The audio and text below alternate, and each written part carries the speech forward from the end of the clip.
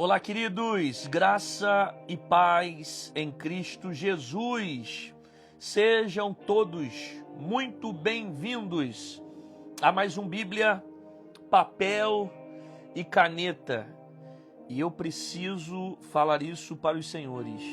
A palavra de hoje vai sacudir a sua alma. Eu tenho certeza que você nunca assistiu, nunca ouviu uma palavra como essa.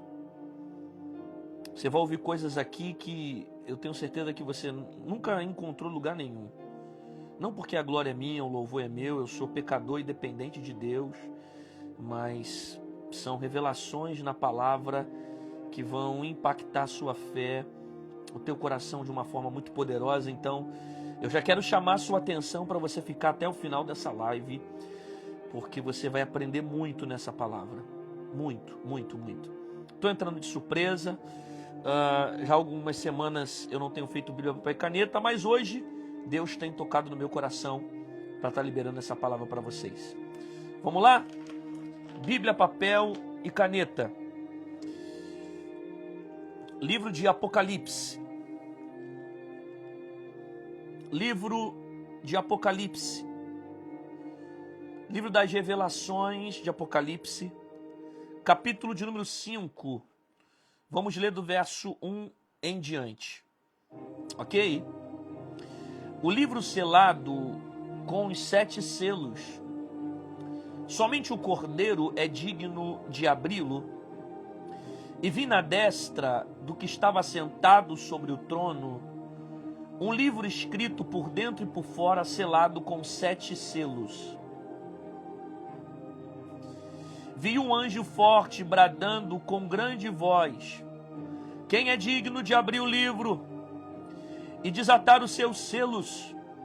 E ninguém na terra e nem debaixo da terra podia abrir o livro nem olhar para ele. E eu chorava muito porque ninguém fora achara digno de abrir o livro e nem de ler e nem de olhar para ele. E disse-me um dos anciãos: não chores, eis aqui o leão da tribo de Judá, a raiz de Davi, que venceu para abrir o livro e desatar os seus 7 selos. E olhei, e eis que estava no meio do trono um dos 4 animais viventes, e entre os anciãos um cordeiro, como havendo sido morto, e tinha 7 pontas e 7 olhos, e que são os 7 Espíritos de Deus enviados por toda a terra. E veio e tomou o livro da destra do que estava sentado no trono.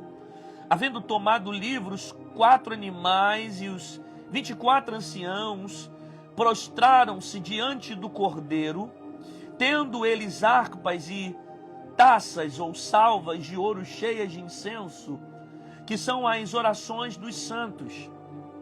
E cantavam um novo cântico, dizendo: digno és de tomar o livro e de abrir os seus selos, porque foste morto com teu sangue, compraste para Deus homens de toda a tribo, língua, povo e nação.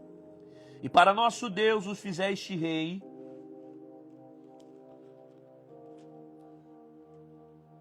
e sacerdote, e eles reinarão sobre a terra. E olhei, e ouvi a voz de muitos anjos ao redor do trono, dos animais, dos anciãos.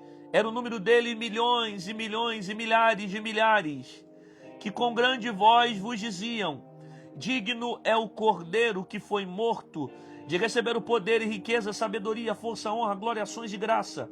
E ouvi toda a criatura que está nos céus, olha isso, e ouve a toda a criatura que está no céu, na terra, debaixo da terra, que está no mar e todas as coisas que nele há, dizer ao que está sentado sobre o trono e ao Cordeiro, que sejam dadas ações de graças, e honras e glória, poder para todo sempre.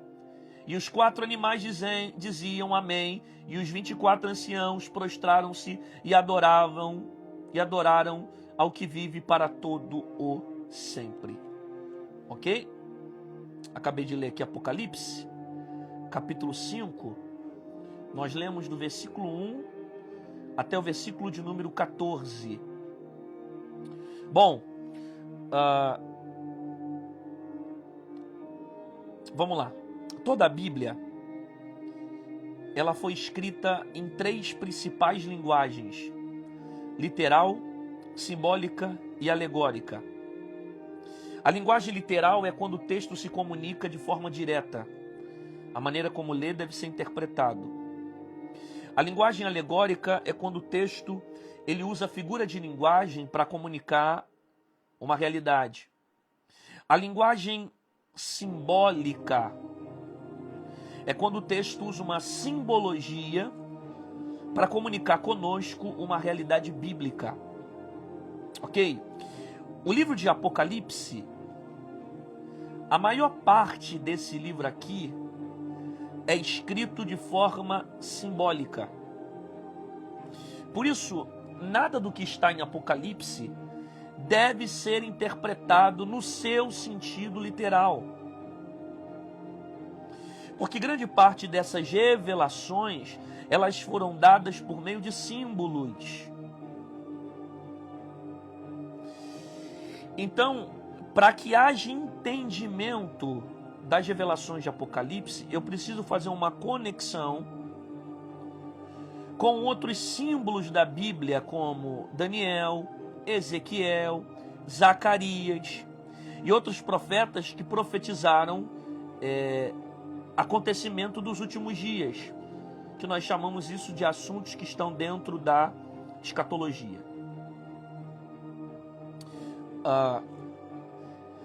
Quem escreveu o livro de Apocalipse foi João. João escreve esse livro que é conhecido também como livro das revelações. João, ele escreve esse livro dentro da ilha de Patmos. João recebeu uma sentença de prisão diferente dos outros discípulos. O castigo de João foi viver exilado dentro da ilha de Patmos. E é dentro da ilha de Patmos que João vai ter as revelações dos últimos tempos. Então o Apocalipse são as revelações que Deus deu ao profeta, ou melhor, ao apóstolo João, revelando o acontecimento dos últimos dias. Bom, João foi um discípulo diferente dos outros de Jesus. O grau de intimidade que João viveu com Jesus é diferente dos outros discípulos. Ok? Por isso que João é chamado como o discípulo que Jesus amava. O nível de intimidade que ele experimenta com Deus é diferente dos outros discípulos. Por isso que você vai ver o Evangelho de Jesus Cristo, segundo escreveu João, tendo um nível de detalhes diferente dos outros evangelhos.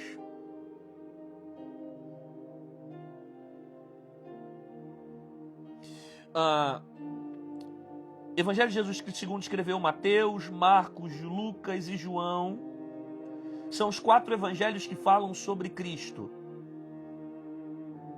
Apenas 2 discípulos andaram com Jesus e narraram a história da cristologia, que é Mateus e João. Marcos relatou o que ouviu dos outros discípulos, especificamente de Pedro.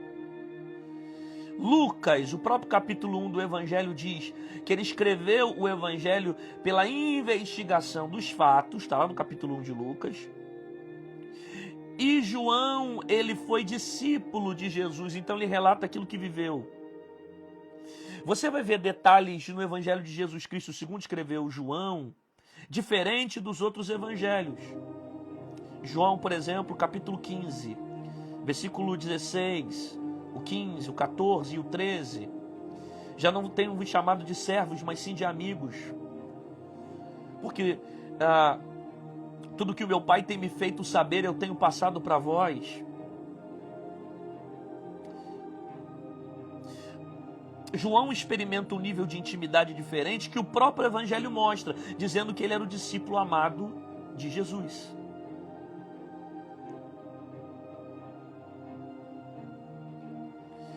Então, João viveu coisas no seu ministério que os outros discípulos viveram de uma forma diferente. Quando Jesus, por exemplo, foi crucificado, a maioria dos discípulos fugiram. Ficaram dispersos na crucificação. Mas João estava onde? João estava próximo à cruz. Então João era alguém íntimo de Jesus. Segundo a teologia, ele tinha mais características parecidas com Jesus. Ele exalava amor.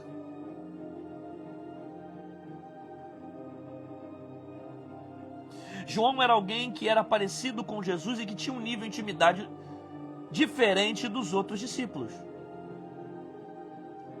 Você vai perceber que o final de João vai ser diferente do final de todos os outros discípulos. Como é que Pedro termina? Morto de cabeça para baixo em cima de uma cruz. Como é que Tiago termina? Morto a fio da espada. Como é que Paulo termina? Paulo perdeu a cabeça. Como é que João termina? João vai ser um único que vai morrer de velhice. É o único que tem morte natural. O único. Porque Deus já estava preparando esse tempo até para que revelações pudessem ser entregues para ele. É nesse momento que João está sozinho na ilha de Pátimo, exilado na ilha de Pátimo, que ele vai ter as maiores revelações da sua vida. Às vezes, o Senhor nos permite ficarmos sozinhos para experimentar as maiores revelações da nossa vida. Às vezes é o próprio Deus que permite certas trajetórias para que o nível de revelação aumente sobre a nossa vida. Ok?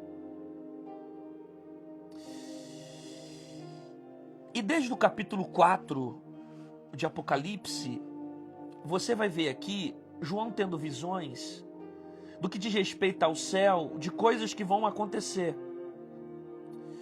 Do capítulo 1, capítulo 2, capítulo 3 de Apocalipse, Deus vai dar algumas revelações do que diz respeito à igreja. A característica da igreja que é certa, a igreja que é errada. Fala sobre a igreja Filadélfia. E mais outras igrejas, que eu não vou ficar citando todas elas, mas que cada igreja possui uma característica. E no final você aprende qual é a qualidade que você tem que ter como igreja. A partir do capítulo 4, você vai ver então João começando a ter revelações sobre o céu. Sobre coisas que Deus quer revelar do que está acontecendo na eternidade e do que aconteceu após a cruz.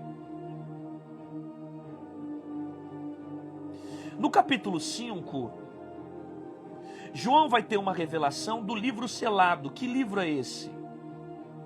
Esse livro aqui é um livro que ninguém tem condições de desatá-lo. Porque se trata do livro da humanidade. E vocês vão entender por quê. Esse livro é escrito por dentro e escrito por fora. E segundo a maioria dos teólogos, acredita-se que os 7 selos que foram revelados dentro desse livro representam o juízo final. Então, o desatar desse livro representa uma nova era, um novo tempo, onde o relógio do arrebatamento da igreja está sendo acelerado no processo para que se cumpra o plano de salvação de Deus. Porque ao contrário do que muita gente pensa, Deus não foi pego de surpresa quando um homem pecou. Já havia um plano traçado, que na teologia nós chamamos de plano de salvação, desde Gênesis. E que foi revelado quando esse livro foi desatado. Ok? E para a gente entender é importante pegar detalhe por detalhe desse texto, ok? Eu vou facilitar algumas coisas. E vi na destra. Destra significa direita.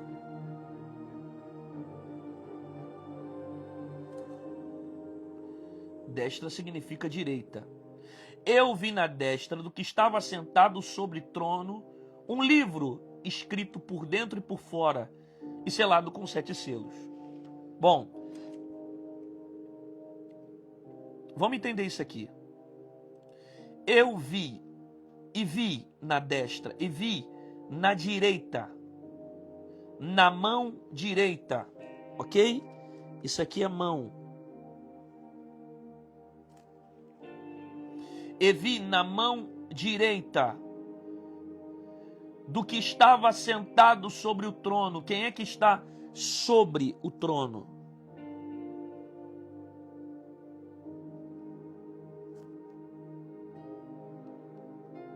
Deus. Então eu vi na destra do que estava sentado sobre o trono um livro escrito por dentro e por fora, selado com 7 selos. Por que João está dizendo que viu?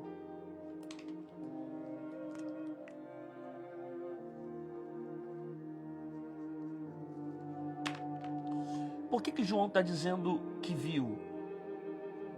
Porque já o João está muito próximo de Deus. João está na ilha de Pátimo, mas está muito próximo de Deus.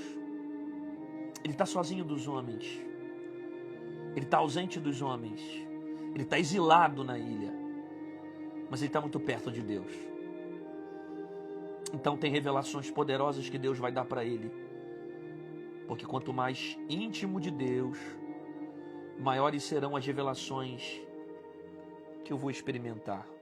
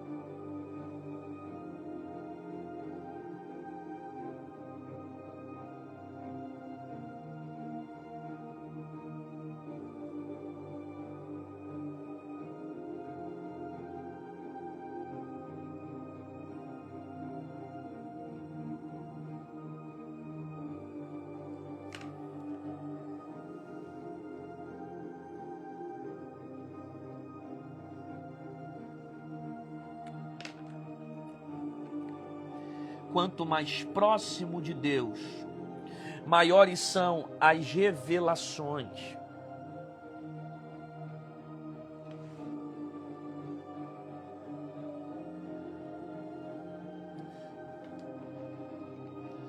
Quanto mais próximo de Deus, maiores são as revelações.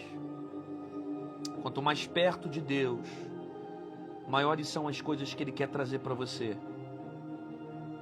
Tem coisas que Deus só revela para quem é íntimo. Tem coisas que Deus só revela para quem é próximo.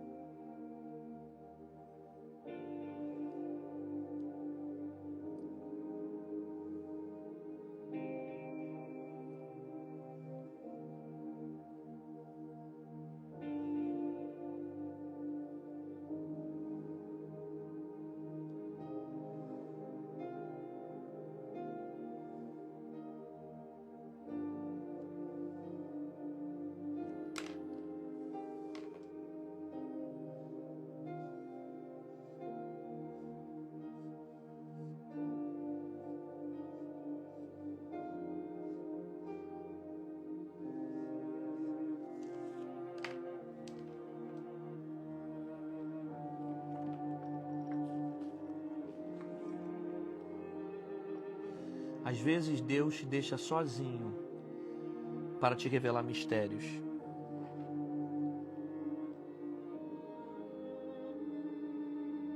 Às vezes é o próprio Deus que te deixa sozinho para revelar mistérios para você.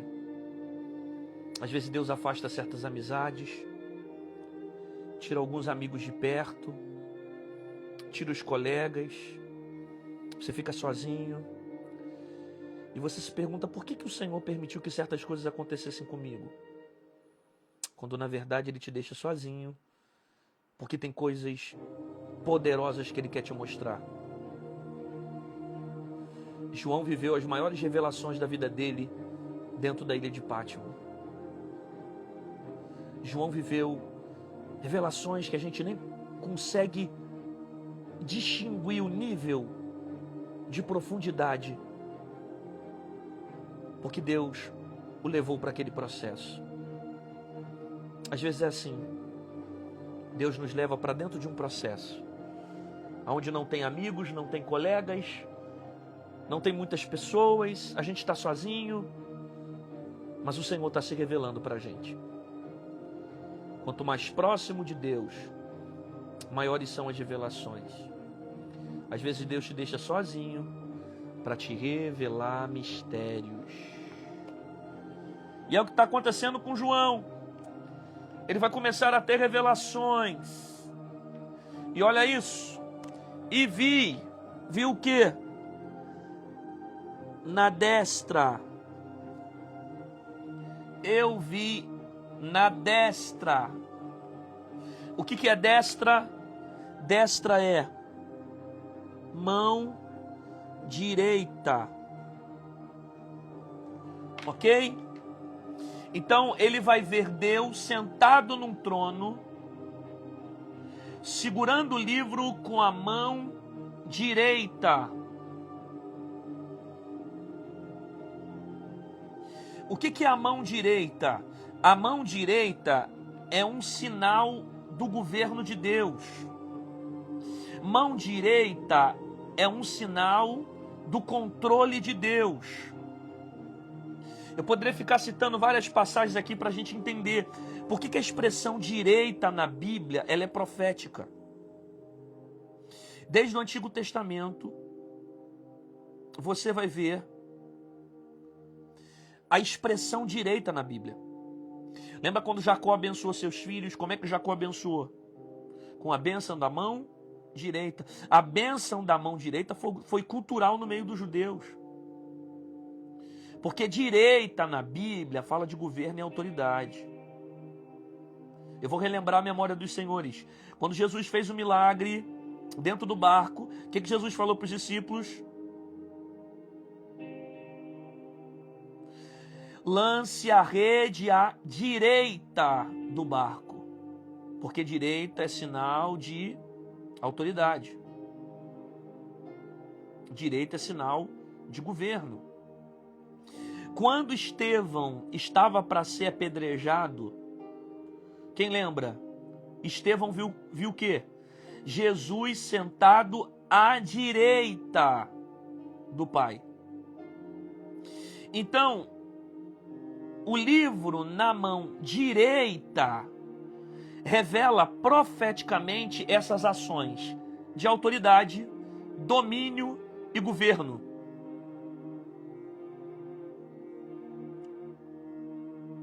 O livro na mão direita revela a autoridade de domínio e governo. Então nada do que está acontecendo aqui está sendo surpresa para Deus. Deus sempre esteve no governo, no controle da situação. Deus sempre teve o domínio sobre todas as coisas. Deus sempre teve a direção sobre tudo. Direita, ele tem um governo, ele tem um controle. Tudo que aconteceu na história não aconteceu como, porque Deus foi pego de surpresa e Deus foi lá e criou um plano de salvação, aí depois existia um livro. Não é nada disso. Isso tudo já estava num plano de salvação de Deus.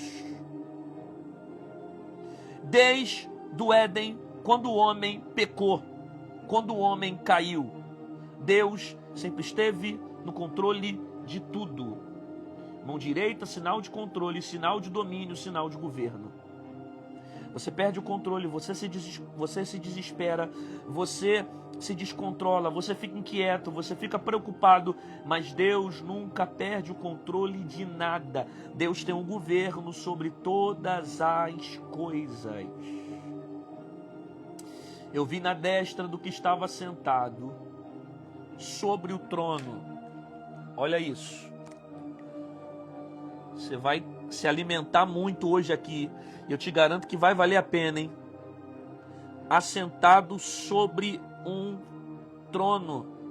Olha como é que ele vê. Ele vê Deus assentado sobre um trono. Deus não está desesperado com os acontecimentos da história. Deus não está inquieto com os acontecimentos da história.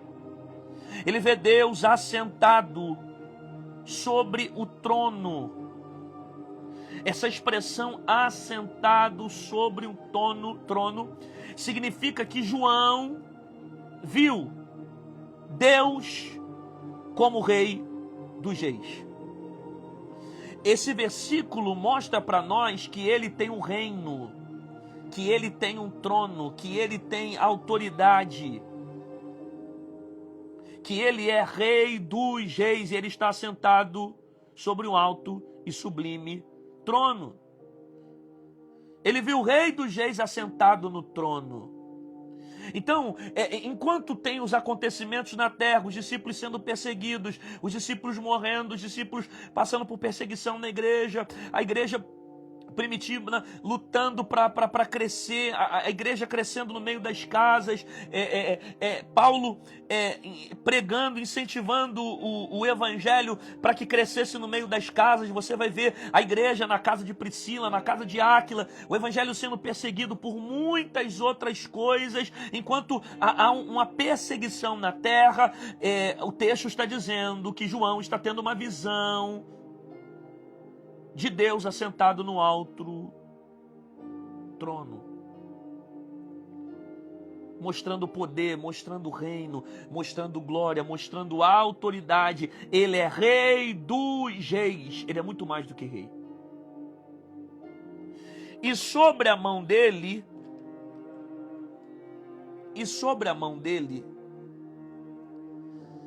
tem um livro.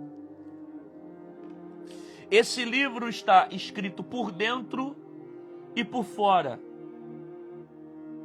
O que tem dentro desse livro?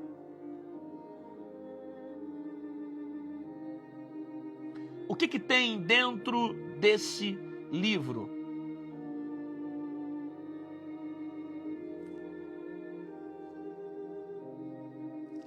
Vou tentar resumir em 2 palavras. Últimos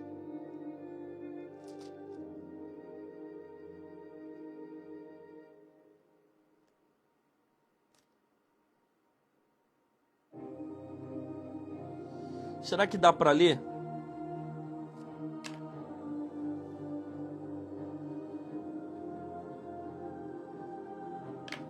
Vê se vocês conseguem ler aí. Então, dentro desse livro tem os últimos acontecimentos. Eu vi na mão direita desse Deus que estava assentado sobre o trono um livro. É o livro selado, que contém os últimos acontecimentos. Ok? Escrito por dentro, escrito por fora, selado com 7 selos. 7. 7 é o quê? O número da perfeição. Então, é perfeito todo esse plano divino. Tudo que está acontecendo aqui está debaixo de uma perfeição, de um projeto que já foi realizado, idealizado pelo próprio Deus. Ok? E vi um anjo forte bradando com grande voz: quem é digno de abrir o livro e desatar os seus selos? Olha isso.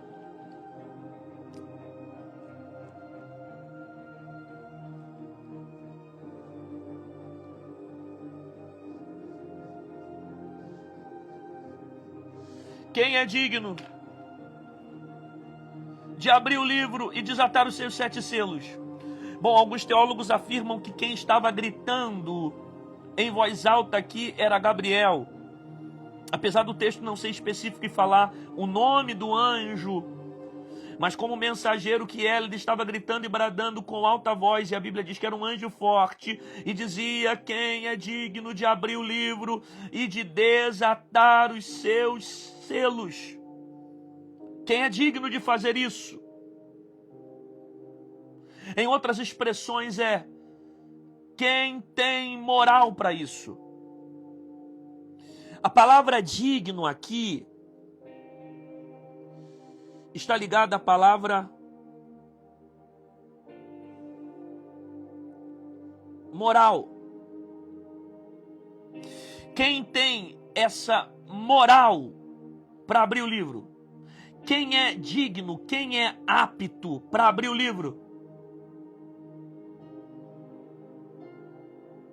Nenhum homem tem capacidade de abrir o livro, nem na terra, nem acima dos céus. O próprio texto diz: ninguém na terra, nem no céu, nem debaixo do terra pode abrir o livro, nem olhar para ele. Ou seja, mostrando para nós que ninguém é digno.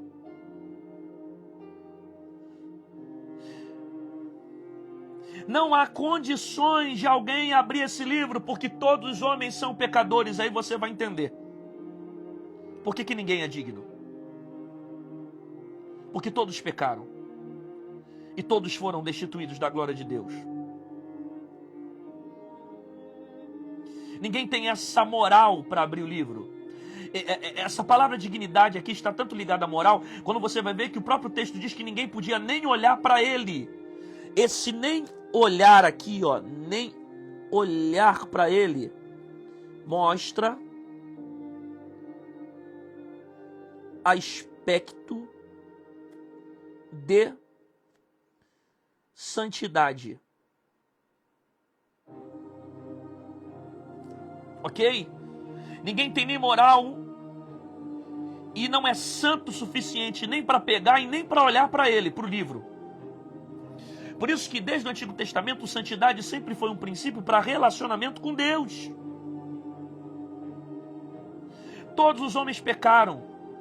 Adão pecou, Eva pecou. Adão foi conduzido por Eva ao pecado. Eva conduzida pela cobra ao pecado. Os homens pecaram. Aonde tem pecado não tem poder para desatar o livro. Você vai ver a geração de Adão pecar. Os primeiros filhos de Adão e Eva pecaram. Caim mata Abel, morte, o primeiro homicídio da Bíblia, pecado. Se tem pecado, não tem moral para abrir o livro. Todos os homens são consumidos pelo pecado. Até que chega o ponto de Deus querer destruir a humanidade, porque a corrupção do gênero humano já estava grande sobre a terra. Deus resolve então preservar a vida de Noé. E através de Noé, fazer um processo de reconstrução na terra. Só que Noé peca, os filhos de Noé pecam. Nenhum homem tem moral para resolver esse problema, ninguém é digno. Os profetas pecam, os apóstolos pecam. Os profetas pecam, os reis pecam, os sacerdotes pecam. Os levitas pecam. Todos os homens que passam nessa terra nascem do pecado e não possuem moral para desatar o livro. Até que chega os evangelhos de Jesus. E quando chega nos evangelhos de Jesus, Maria, uma mulher virgem, vai conceber e vai ser gerada pelo Espírito Santo de Deus. E dela vai nascer Emanuel, que significa Deus conosco. Ele vai ser o único que vai ter condições de desatar o livro. Ele vai ser o único que vai ter condições de salvar a humanidade. E nele vai se cumprir a profecia que da mulher nasceria um que pisaria na cabeça da serpente. E é interessante que a mulher, ela foi constrangida pelo pecado, porque foi primeira levada ao pecado, conduzida ao pecado. Aí, para Deus não deixar a mulher envergonhada, Deus fez uma profecia em Gênesis dizendo que nela nasceria um que pisaria na cabeça da serpente. E quem foi que nasceu lá na frente nos evangelhos? Jesus, o Filho de Deus. Ele é o único que tinha condições, que era digno de abrir o livro e de desatar os 7 selos. Mas ninguém poderia abrir. E ninguém no céu, e ninguém na terra, e nem debaixo da terra, ninguém no céu, na terra, nem debaixo da terra, poderia abrir o livro. Por que ninguém abre?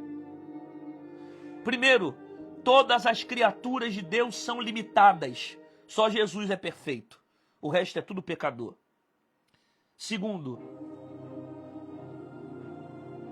o livro estava selado. Só tinha um que podia abrir.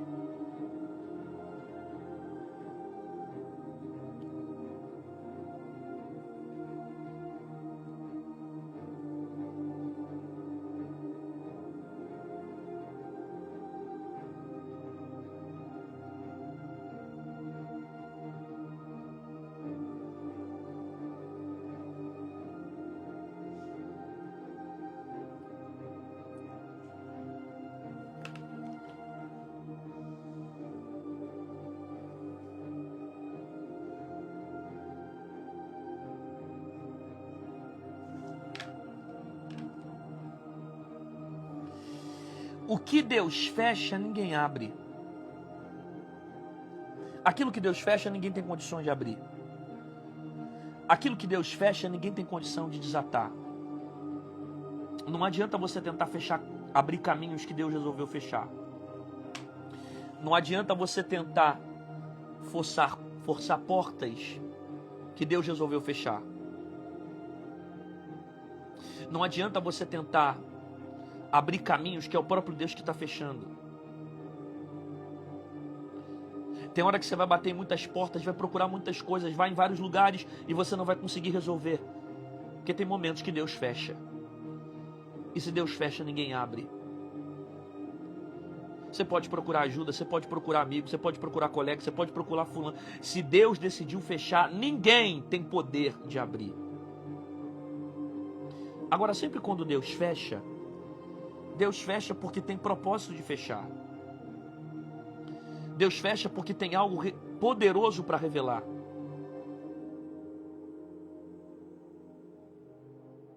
Entende isso?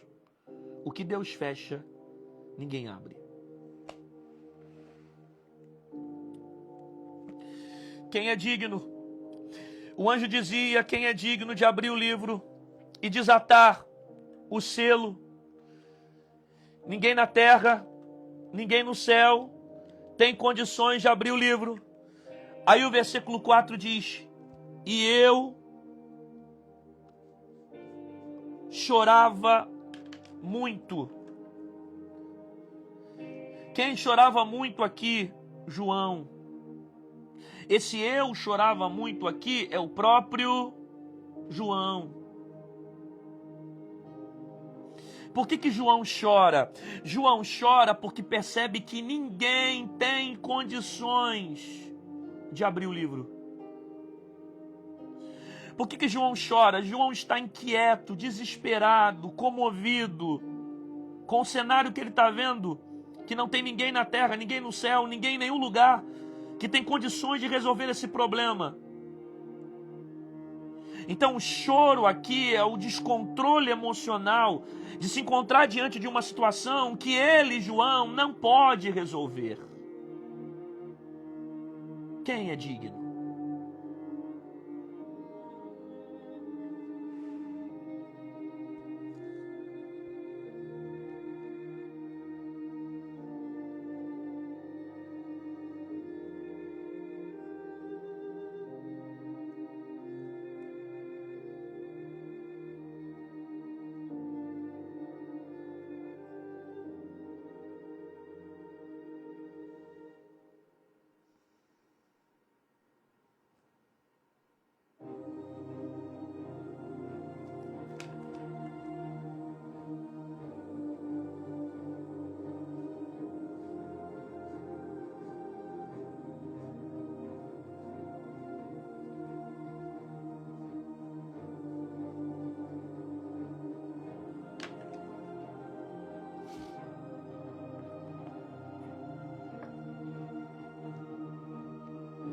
tudo que foge do seu controle gera dor. Por que ele chora muito? Porque não tem ninguém que pode resolver. Por que ele chora muito? Porque ele não tem um controle sobre nada. Todas as vezes que fogem do nosso controle dói. O choro é o grito da alma de alguém que não consegue resolver um tipo de problema. O choro é um grito da alma de alguém que muitas das vezes mostra que não tem um controle. Então eu choro muito. Por que eu choro muito? Porque eu não tenho um controle. Eu não tenho um controle sobre a vida. Eu não tenho um controle sobre as coisas. Eu não tenho um controle sobre nada. As coisas acontecem e eu não consigo premeditar certos acontecimentos porque eu não sou Deus. Eu não tenho a onisciência. E esse descontrole que faz gerar dor.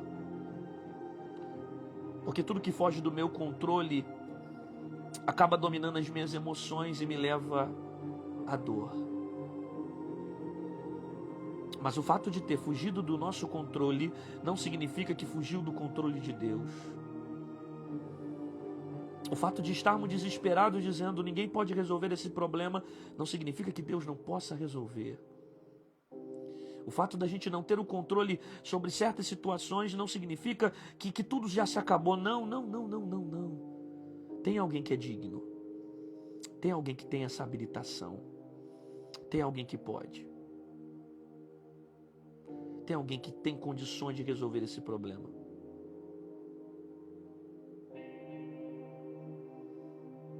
Deus tem o controle sobre todas as coisas.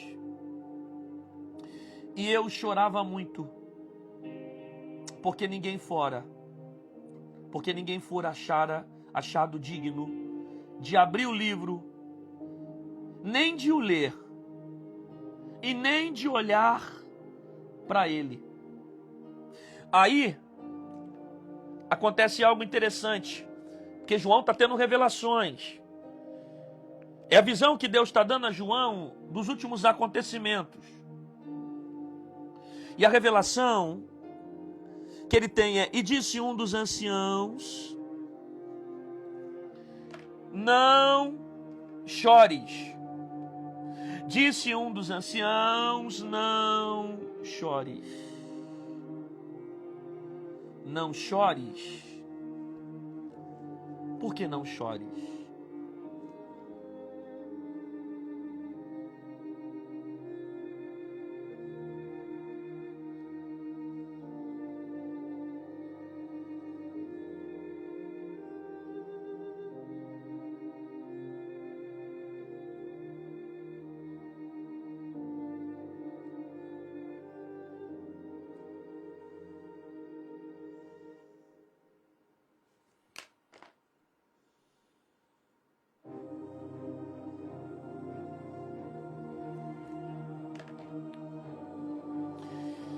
E disse um dos anciãos, não chores,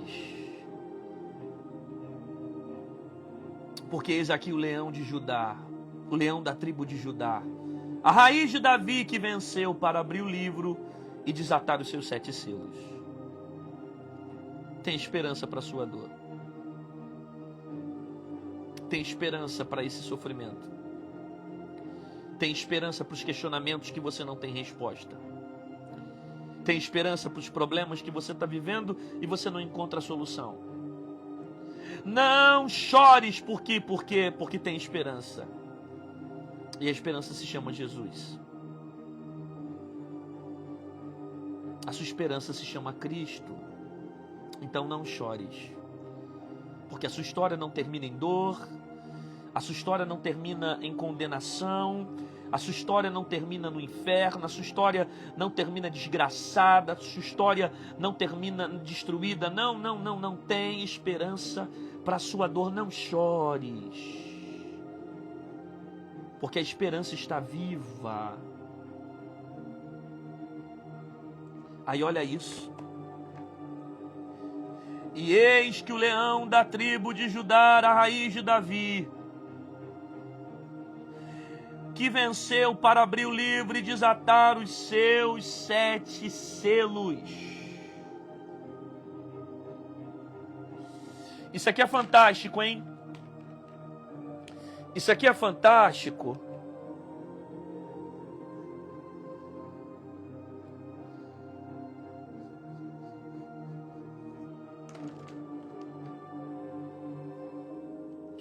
Isso aqui é fantástico porque João está chorando e está dizendo ninguém pode abrir o livro. E de repente um dos anciãos vai dizer: eis aqui o leão da tribo de Judá, a raiz de Davi, que venceu para abrir o livro. Essas expressões aqui, ó,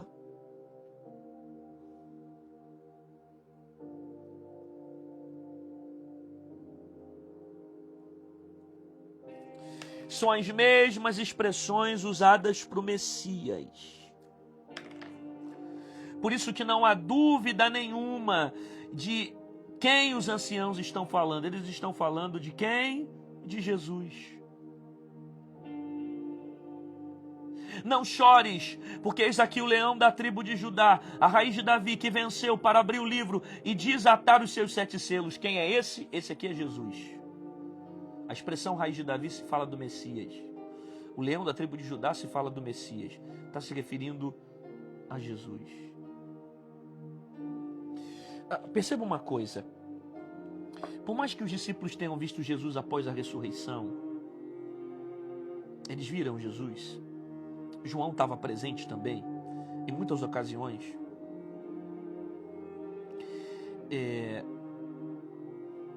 João está tendo uma visão da confirmação que a morte não venceu Jesus.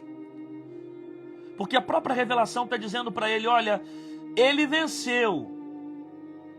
Não chores, porque o leão de Judá, a raiz de Davi, que venceu. Esse vencer aqui está falando sobre a vitória sobre a morte. Ele venceu a morte. João tem a confirmação que a morte não venceu Jesus. João tem a confirmação que Jesus venceu a morte.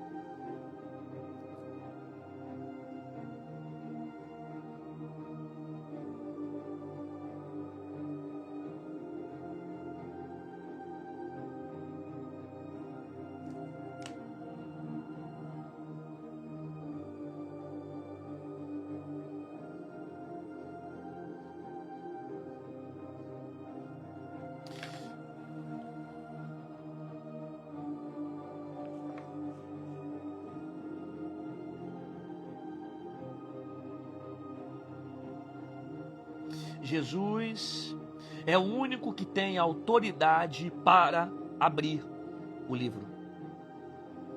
Ele é a raiz de Davi. Ele é o leão da tribo de Judá. Ele é o único capaz de abrir o livro. Ele venceu a morte. Senhoras e senhores, nós estamos falando dos acontecimentos após a cruz. Após a cruz, o véu rasgou. Após a cruz, teve uma série de acontecimentos que registram a nova aliança que é marcada pelo sangue de Jesus. O véu foi rasgado de cima a baixo para mostrar que a partir desse tempo o homem teria acesso a Deus. Após a ressurreição, houve um terremoto sobre a terra, confirmando o acontecimento da ressurreição de Cristo. Após a morte e a ressurreição de Jesus, as almas que estavam no seio de Abraão passaram agora para o descanso, o paraíso. Porque Jesus falou para um dos ladrões da cruz, ainda hoje estará comigo no paraíso. Jesus vence a morte A morte não foi capaz de matar Jesus quando Jesus está na cruz e já está no terceiro dia, e já está no terceiro dia, não estava na sexta-feira, e Jesus estava crucificado com os pregos nas suas mãos, pronto para morrer, e ele vai dizer: Pai, a ti entrego o meu espírito. Então não é a morte que mata, é Jesus que se entrega. Ele se entrega ao Pai. E aqui agora, João está revelando para nós o processo que já está acontecendo após a ressurreição. Por quê? Porque de lá para cá, Jesus vem ensinando Mateus capítulo de número 24, que nós estamos passando sobre o sermão profético e o princípio de dores. Então a gente já vive o tempo do sermão profético de princípio de dores. A gente já tem passado pelo princípio de dores. Pai contra filho, filho contra pai, nação contra nação, reino contra reino, tudo isso já tem se cumprido. Só que esse projeto aqui é o projeto que mostra para nós o desatar dos selos, que representa o acontecimento dos últimos dias. Para a maioria dos teólogos, o juízo final.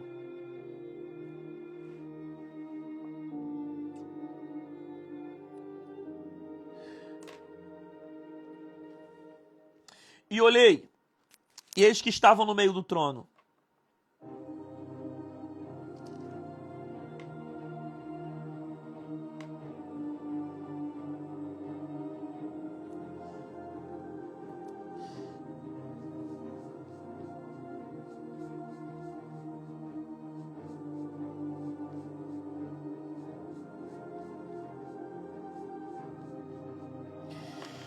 E olhei, olha isso, e eis que estava no meio do trono, dos 4 animais viventes, ou 4 seres viventes, entre os anciãos, um cordeiro, como havia sido morto, ou como havendo sido morto.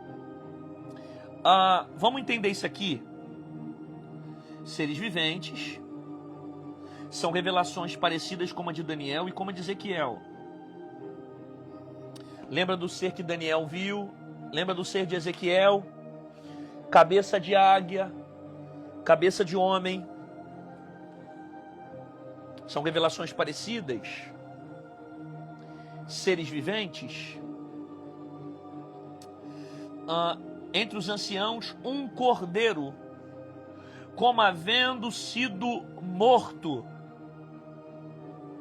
Isso aqui é interessante, porque João vai ter a visão do trono, o Pai sentado em cima do trono, com um livro selado na mão, o anjo gritando, dizendo: quem é digno de abrir o livro e desatar os selos? E de repente um dos anciãos vai dizer: não chores. Olha ali, o leão da tribo de Judá, a raiz de Davi, aquele que venceu para abrir e desatar os 7 selos. Então olhei, e eis que estava no meio do trono, e dos 4 animais viventes, entre os anciãos, um cordeiro, como havendo sido morto. O que a Bíblia diz? Que como ovelha muda, ele foi levado ao matadouro. Jesus é o cordeiro de Deus que desceu sobre a terra para salvar a humanidade. Lembra de João Batista? João Batista disse: Cristo é o cordeiro vivo, o cordeiro que tira o pecado do mundo. João Batista estava no rio batizando: raça de víboras, arrependei-vos, porque é chegado o reino de Deus. Ele começa a pregar, aí batiza. Esse era cobra, agora virou ovelha, batiza de novo. Esse era cobra, virou ovelha, batiza de novo. Esse era cobra, virou ovelha. E de repente, no meio do batismo, aparece alguém andando na direção de João Batista. Esse, eu não sou apto a desatar as suas sandálias. Eu não sou digno de desatar as suas sandálias. Esse é o Cordeiro de Deus que tira o pecado do mundo. Esse é Jesus. E Jesus passa pelo batismo para confirmar o que o próprio Deus havia declarado e para se cumprir os princípios que aquele que crê e for batizado, esse será salvo. Cristo é o Cordeiro. João está vendo isso. O Cordeiro que tira o pecado do mundo. E o que tinha sobre ele? Isso aqui, ó. 7 pontas, 7 olhos, 7 Espíritos de Deus. Bom, isso aqui é importante você entender que não deve ser interpretado no sentido literal. Todo texto de Apocalipse, na maioria deles, é escrito de forma simbólica. Então, 7 chifres, a tradução aqui está 7 pontas, mas o original significa chifre. 7 chifres, 7 olhos e 7 Espíritos de Deus. 7 chifres chifre significa autoridade, que representa um Deus que é onipotente. 7 olhos significa um Deus que é onisciente, que tem o conhecimento sobre todas as coisas. Os 7 Espíritos de Deus enviado toda a terra é a onipresença. Então isso aqui é a totalidade dos atributos de Deus. Isso faz ele ser quem ele é. Isso faz ele ser o Deus maior do que todos os deuses. Porque ele é onipotente, ele é onipresente, ele é onisciente. Ele tem toda a ciência, ele tem todo o poder, ele tem toda a autoridade. Ninguém é capaz de impedir o poder, a glória de Deus, a autoridade de Deus. Aí olha o que acontece. Ele vem.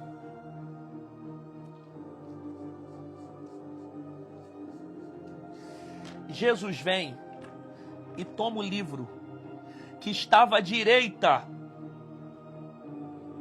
E toma o livro que estava à direita daquele que estava sentado no trono. O que significa isso? Jesus tomou o livro da mão de Deus. Porque a própria Bíblia mostra para nós que quem estava sentado no trono era o próprio Deus. E Jesus, que representa o Cordeiro, ele vai pegar o livro que estava na mão de Deus, com os 7 selos, que ninguém é capaz de abrir o livro, e vai tomar o livro. Jesus toma o livro. Ele pega o livro. Toma o livro da mão de Deus. Não pense assim. Ele está tirando o livro porque ele não é contenda, não é aflição. Não, isso tudo já é um plano divino, já é um plano que Deus havia traçado desde o Éden, quando o homem tinha pecado. É Jesus que vai pegar o livro e vai desatar. Quando ele pega o livro. Quando ele pega o livro, alguém olha e diz: esse é digno. Quando ele pega o livro, olha o que acontece, senhoras e senhores. E havendo tomado o livro,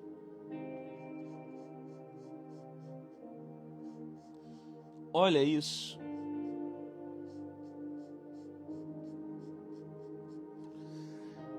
Se você não falar em línguas com essa palavra, esquece.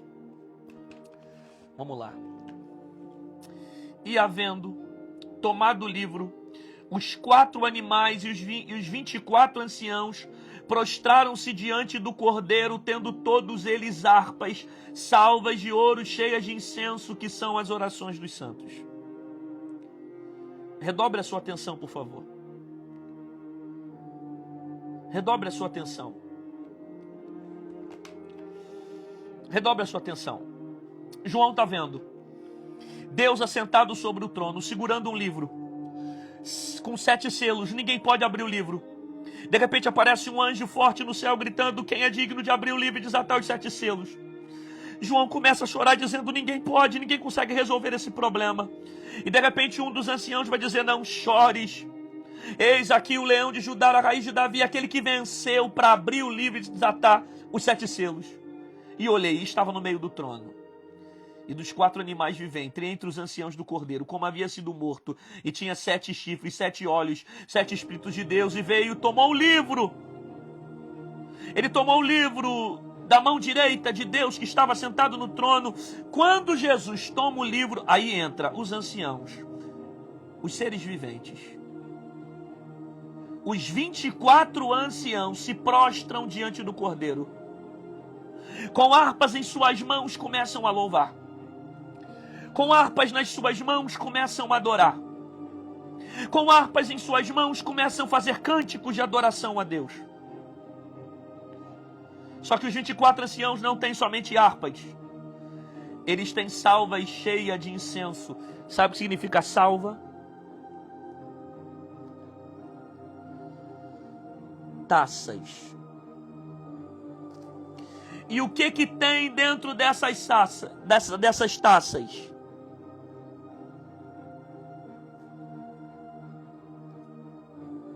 Se tu não falar em línguas agora, tu não fala nunca mais, hein? E o que tem dentro dessas taças?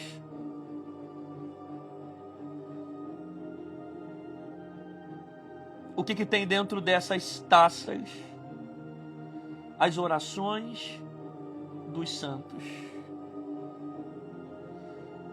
O que tem dentro dessas taças? As orações dos santos. Então olha isso, quando Jesus pega o livro, os 24 anciãos se prostram diante do cordeiro, começam a adorar. E eles não adoram sozinhos, eles estão levando as taças que contêm as orações e súplicas dos santos. Não é só os anjos que estão adorando, não é só os anciãos que estão adorando, eles estão levando também a oração da igreja.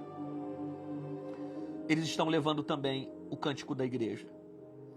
Eles estão levando também as súplicas da igreja.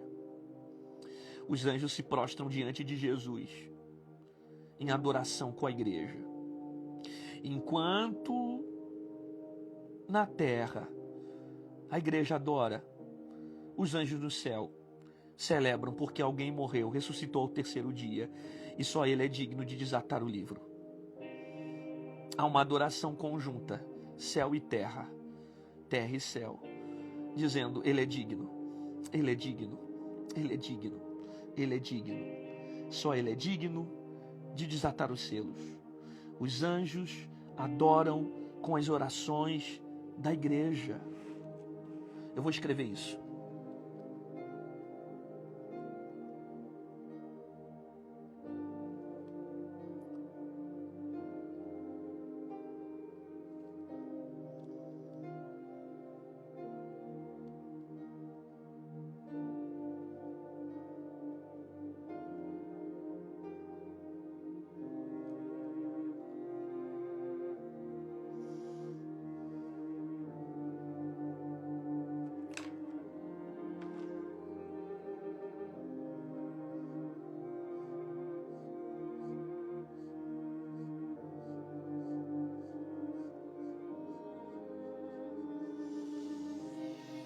Entende esse nível de profundidade?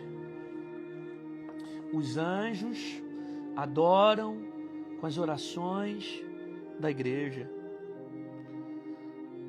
Os anjos adoram, mas eles levam também o censo, aonde estão as súplicas, as orações dos santos, o clamor dos santos. É adoração no céu e adoração na terra. É terra e céu unida adorando a Ele. Ele está vivo. Ele é digno, Ele pode abrir o caminho, Ele pode desatar os selos, Ele pode desatar os selos, Ele pode fazer o que ninguém tem poder para fazer. Agora, qual é o cântico que os anjos cantavam? E está no texto, eu vou ler para você o cântico que os anciãos estavam cantando.